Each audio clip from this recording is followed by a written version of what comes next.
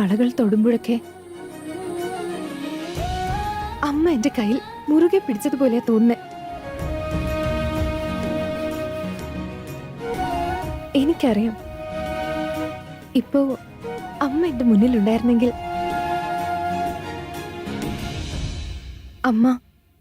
അമ്മയുടെ കൈകൊണ്ട് എന്നെ മണവാട്ടിയായി ഒരുക്കുമായിരുന്നു. ഈ വളകൾ ഞാൻ സൂക്ഷിച്ചു വെച്ചതാ. എന്നെങ്കിലും എന്റെ കല്യാണം ഉണ്ടാവുമ്പോ എടുത്തണിയാൻ വേണ്ടി. എനിക്ക് എന്റെ അമ്മ എന്റെ കൂടെ ഉള്ളതുപോലെ തോന്നും.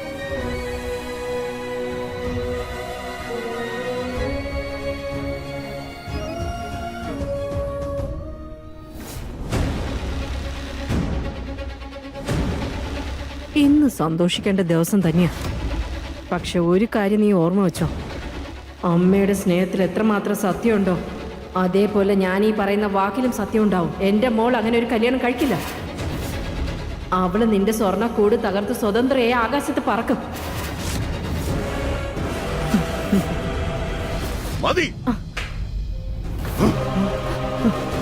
നീ ഒരു കാര്യം ഓർത്തു വെച്ചോ, അവൾ അവളുടെ ഭർത്താവിന്റെ കൂടെ വീട്ടിൽ പോകുന്ന ദിവസം അന്ന് ഞാൻ നിന്നെ അറിയിക്കും.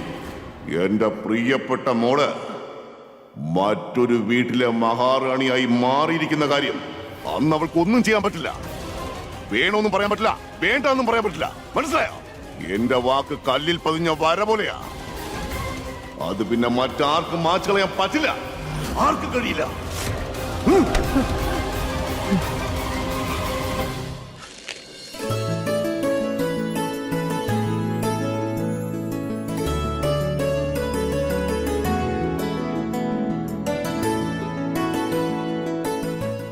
ഇഷ, ചേട്ടത്തി ഇവളെന്താ വന്നിരിക്കുന്നെ? നിന്നെ ഒരുക്കാൻ തന്നെ. അച്ഛന്റെ ഓർഡറാ. വീട്ടിലാരോ വിരുന്നുകാര് വരുന്നുണ്ട്.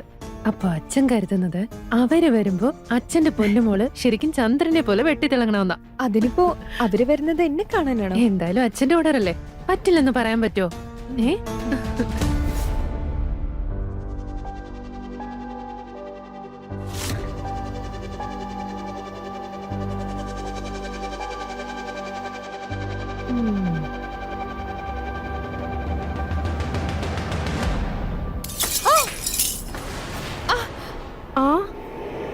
ഇഷ,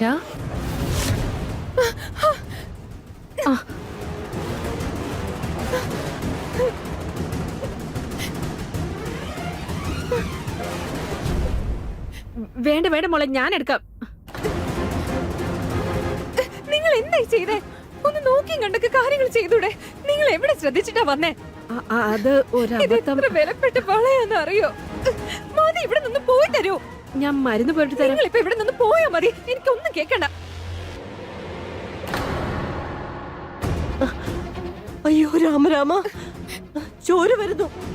ഇത് കണ്ടിട്ട് നിങ്ങൾ എല്ലാരും നോക്കി നിൽക്കുവാണോ? ഇനി ഇവിടെ നിന്നിട്ട് എന്തിനു വേണ്ടിയാ കാത്തിരിക്കുന്നേ? വേഗം അവളെ കൊണ്ടുപോയി വേണ്ട മരുന്ന് വെച്ചു കൊടുക്ക്. ശരി മുത്തശ്ശി, വരൂ. നിനക്കൊന്നും നാണമില്ലേ? ഒരു വീട്ടിൽ ഉപ്പും ചോറും തിന്നിട്ട് അവിടുത്തെ ആൾക്കാരുടെ രക്തം ഒഴുക്കുവാണല്ലേ? അത് അബദ്ധത്തിൽ അറിയാതെ പറ്റിപ്പോയതാ. എന്നോട് ക്ഷമിക്കണം.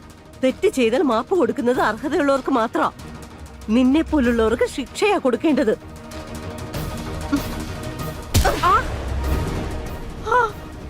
ഇനിയിപ്പോ മുട്ട് വേദനയാണെന്ന് പറഞ്ഞ് ഇരിക്കാൻ നോക്കട്ട. വേഗം എഴുന്നേക്ക്, എന്നിട്ട് വേഗം ജോലികളൊക്കെ തീർക്കാൻ നോക്ക്. ഇഷയെ കാണാൻ പയ്യന്റെ വീട്ടുകാർ വരിക. മനസ്സിലായല്ലോ?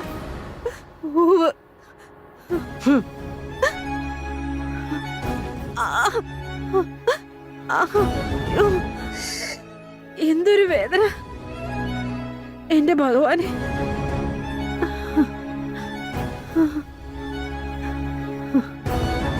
അവളുടെ മുഖം നിങ്ങൾ എല്ലാവരും കൂടി എങ്ങനെയെങ്കിലും വെളുപ്പിച്ചു കൊടുത്താലും അവളുടെ മനസ്സിന്റെ നിറം കറുപ്പ് തന്നെയാ.